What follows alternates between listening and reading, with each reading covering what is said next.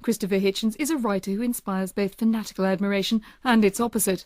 He's a leading public intellectual, staunchly defending the recent wars of intervention by America and attacking the relativism of the left, from which he originally hailed. In his new memoir, Hitch 22, the man who started out as a bisexual radical at Oxford takes us on a rollicking read through his own journey of ideas. He's an enthusiastic contradiction in terms, a Marxist who discovered the sexual allure of Margaret Thatcher, and a pang of political admiration besides. But this being the Hitch, there's an effulgence, as he would put it, of male friendships along the way, a boy's own Algonquin of the clever and famous. He charts his devotion to his literary friends Martin Amis, Salman Rushdie and Gore Vidal, dubbed bromance for its hugger-mugger mutual admiration. In the past he said that writing journalism makes him feel like something of an imposter, so when he came to the studio earlier today, I asked whether the same thing applies when the journalist turns memoirist. Yes, because you suddenly get the uneasy feeling, actually only I know how bad this is, or only I can tell what isn't in there. So you could take terrible liberties with the customers, I suppose. Do you think you've taken liberties? No, I don't. And yet it is very obviously, anyone reading it and even not knowing the detail of your life would think this is quite self-selective. It's not an autobiography, is it? No, it's deliberately not that. That's why it's called memoir. And I even have a cautionary paragraph at the beginning saying, look, I don't have copyright in anyone but myself. So if you want descriptions of whatever it might be termed, intimacy and so on, this is not about that. This is an attempt to find my place, such as it is, in the battle of ideas, and as far as I can, also to make it a record of friendship. In other words, I feel I do have copyright in some close friends of mine who are in the same business, who've written about me, who've been identified with me, and whose permission, in a sense, I have. And so I have a long chapter about Salman Rushdie, for example, and then a long one about my friend Martin Amis, James Fenton, Paul Wolfowitz, a few other people like that.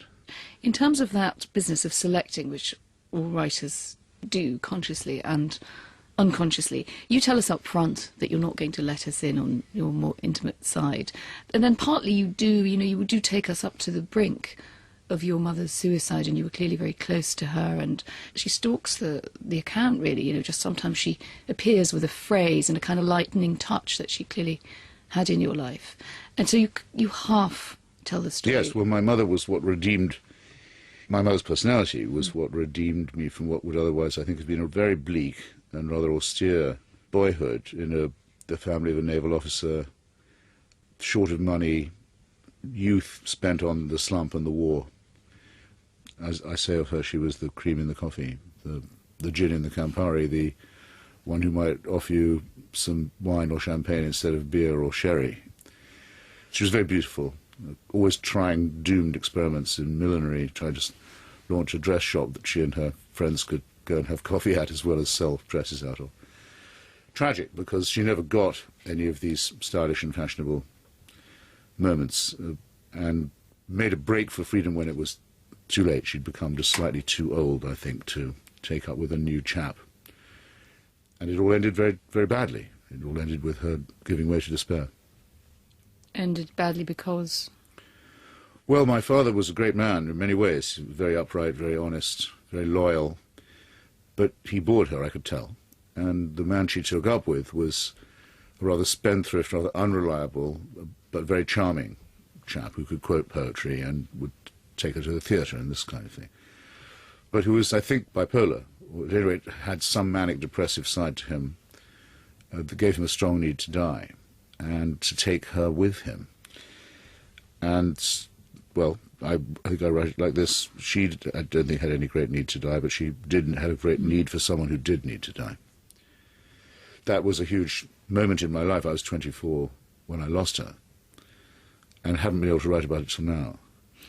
And was the memoir, in a way, a gate for you into writing about this?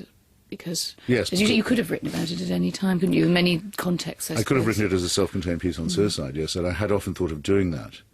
And I penned a short chapter to this one, reflections on suicide in literature and in life and in psychology, because I'll go to my grave wondering quite why she did it, and the conversations we never were quite able to have, and the evidence that I can't come up with. But when I was asked to consider writing some memoirs, I thought, well, I'd have to start with Yvonne, as I always called her. And if that doesn't work, then I won't be able to go on with it. So it was the test chapter, really. It was the prototype chapter. Late on in the memoir, you say, as a Marxist, almost as a throwaway phrase. By this point, of course, you've been through the left and the revolutionary left as a student. And then that you've taken your distance from it. You've felt a bat squeak of desire, literal and figurative, when you meet Margaret Thatcher. Yes. You've embraced American-led interventions and have described the left pretty much as a busted flush. And after all that, you still say you're a Marxist. Yes, and I still think like one. I mean, I still regard the materialist conception of history as valid. But it's just that a few years ago, I felt that I couldn't carry on calling myself a socialist. That had fallen away from me. I don't. The prescriptive part of Marxism, if you like, the idea that it can tell you how to transcend and replace capitalism, I don't find convincing anymore. I don't like saying I'm not a socialist either. It makes me feel bad. Sometimes it feels like a missing limb. Other times it feels as if I shrugged off an overcoat on a very warm day. But it would be much, much harder for me to say I no longer think like a Marxist. There's a very eloquent passage about the labour movement, which has leapt out at me because of the language that you use when you say the movement is everything, the germinal hope of a better future. To be enrolled in its ranks is to be part not only of an alternative present, but of an alternative future. And then you say, but actually, I look at the Labour Party and I feel no affinity with it, and I don't much like the trade unions involved. Yes. And so having built up this marvellous construct of belief... No, it's a description. I'm so glad you noticed it. Almost no one has, of going to an old-style Labour movement evening in Haringey in North London in the 70s. And these wonderful people and this tremendous tradition and this great historic aspiration, often upheld most nobly in times of great defeat and retrenchment, and how it seems to me such a privilege to be part of it. And then the bathos that follows, which is, well, the actual union of which I'm a member, the National Union of Journalists, and the print industry in which I toil. The labour movement is basically a racket. It was a restraint on production. It was an embarrassment. But isn't that the impotence? That's why I felt this squeak of something when I met Mrs. Thatcher, because I thought, well, this person has real, as well as great charm, I thought, and charisma, of a sexual kind. She is in some ways a revolutionary. She's a person of conviction. She's not happy with this mediocre, crummy status quo. You are, I think, responsible for the idea of Mrs. Thatcher as a sex goddess, aren't you? You're the first person to write that. I was the first person to see that she had charisma, because if you remember in those days, I mean, it's difficult to recall, but everyone, including a lot of conservative commentators, thought of her as the shrill suburban housewife. They completely underestimated her. And I can claim not to have done that. I mean, I also wrote that I was pretty sure she'd win the next election.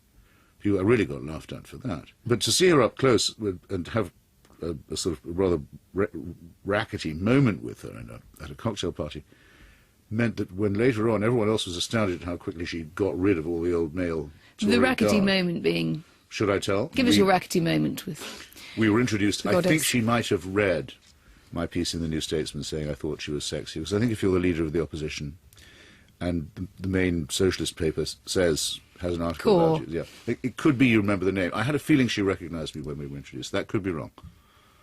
But we probably had a big disagreement about what was then Rhodesia.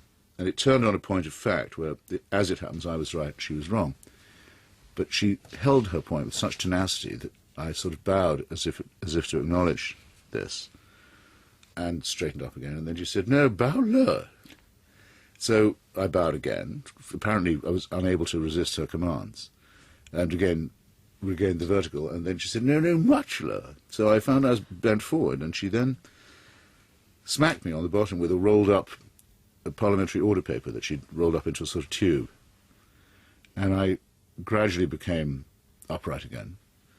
And she walked away with what I still claim was a sort of roll of the hip, and looked over her shoulder and said, "Naughty boy." And I thought, wow, this is amazing. So when she later went like an avenging flame through all her rivals in the Tory party, and all her rivals in the Labour and Liberal parties, I might add, and left them pretty much for dead, I was one of the few people who wasn't surprised.